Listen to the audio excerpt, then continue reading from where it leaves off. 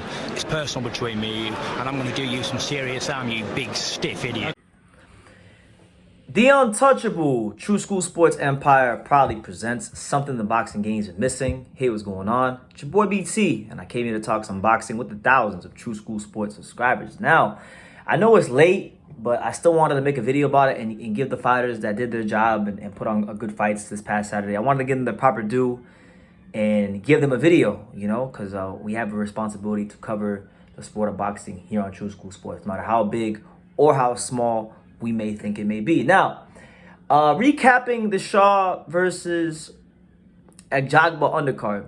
Just a couple key points, key fighters, key moments, and where they're going with their careers moving forward. Let's start with the main man himself, Carolina, Puerto Rico's very own Abraham Supernova. You know, he had I think what was a great bounce back win for his career against Adam Lopez. You know, Adam Lopez, I gotta give him credit, man. Guy is a true throwback. He'll fight anybody. You know, he's done it plenty of times. He's not really naturally a 130 pounder, but he's gone up there a couple times and taken on opportunities against the likes of Oscar Valdez and now Abraham Supernova. And you know, he's battled well, but fallen short.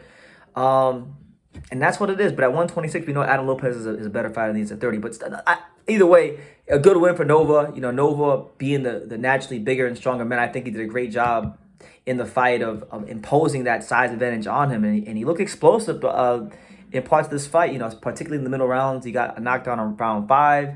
He had a knockdown on round 6. And it was just a great way to get back in the win column, you know. So the mascot, Abraham Nova, he's the only boxer in the sport with a mascot. He got his own mascot, so I'm with it. You know, I like Abraham Nova. The mascot thing made me kind of like him, and then seeing how cool he was with my dad in New York made me like him. So it'd be nice to see him do his thing and become a factor in the 130 division. You know, the way I look at it now, 130 is a better weight class for him. I thought back then when he fought in the better BF Smith card against Ramirez, because this was his first fight since that fight when he got knocked out.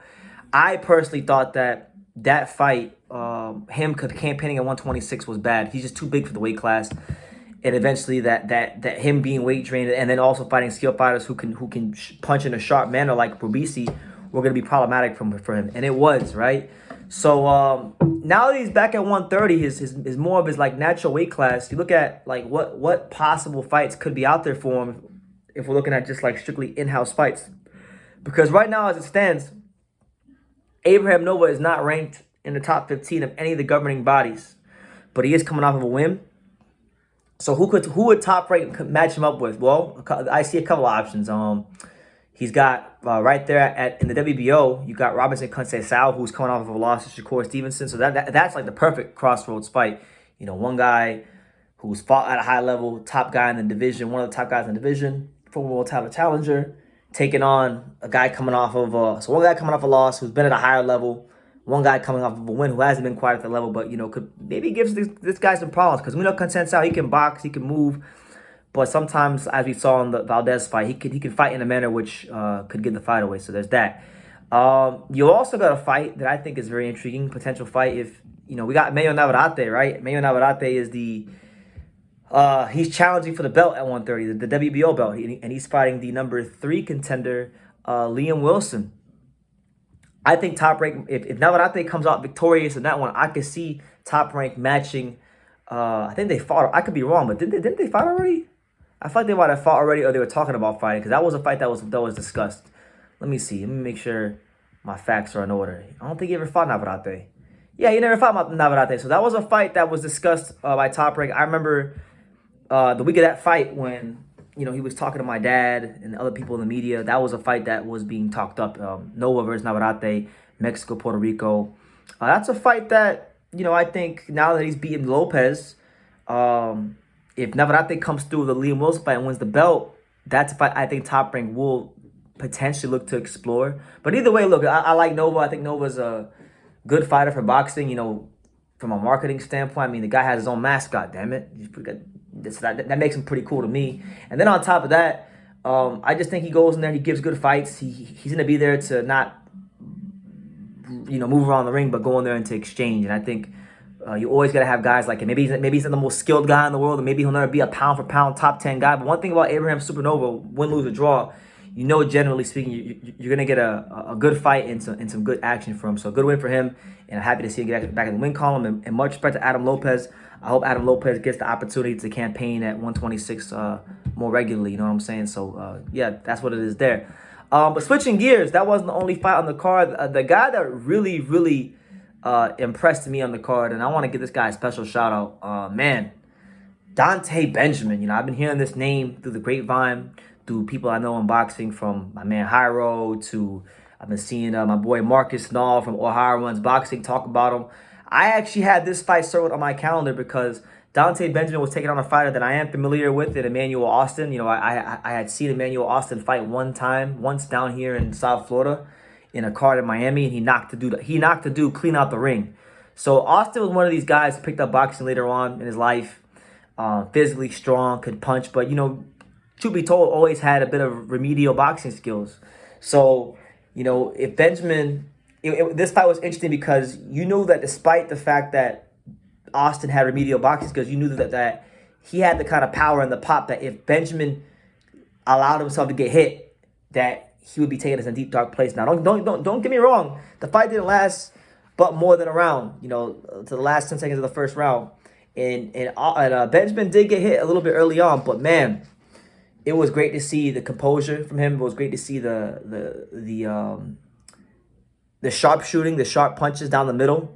And, you know, this is a great lesson to the boxing world and the boxing fans, you know, why you can't just go on BoxRec and look at records. Because on paper, right? And on paper, I thought this was a great fight. But, you know, I knew a little bit more about the fighters. So I knew it wasn't like the greatest fight in the world. But it was still interesting enough for me to want to tune in, right?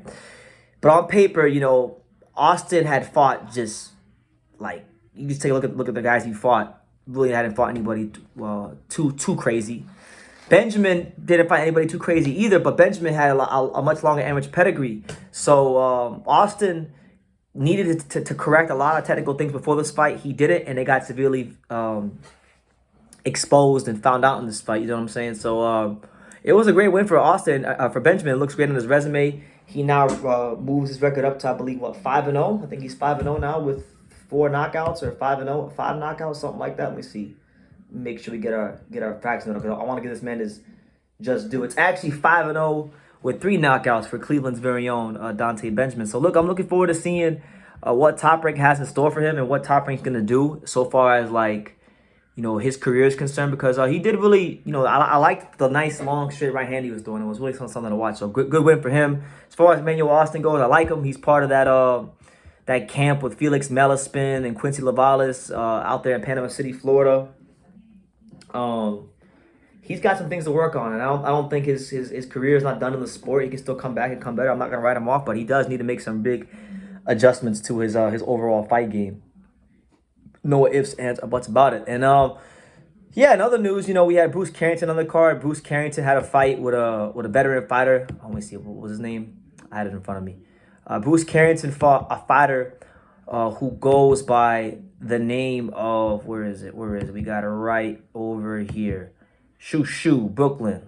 The next great New York fighter, they're saying. They're really hyping up Carrington to be the next this and the next that. But we'll see what he winds up being. But on this particular card, and I don't know why my computer's being slow. But basically, he fought a guy, a southpaw fighter. I can't remember his name, but a good veteran fighter who knew how to survive. He knew when to punch. He knew when not to punch. He knew when to tie him up. Like, he knew how to survive. And, you know, he got a good little 6-round fight. And so Carrington gets 4 rounds in the bank. But, like, those are my thoughts on the card. Like, shout out to Abraham Nova, who I think has put himself in position for a bigger fight next, and Dante Benjamin, who just went out there and lit the world on fire and took the old Emmanuel Austin. You know, he knocked out a guy in 1 round whose record at the time he fought him was 6-0 with 6 knockouts. So, statement of the card for him.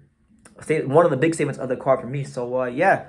Let me know what you guys think in the comments down below. Make sure you guys take the time to subscribe. And like I say in every single one of these videos, you can love me or you can hate me. But I'm just a kid from Daniel. So until next time, take care, guys. Thank you for watching another video on the untouchable True School Sports Empire. For more great boxing content just like this video, click right here and make sure you subscribe. Much love from sunny South Florida.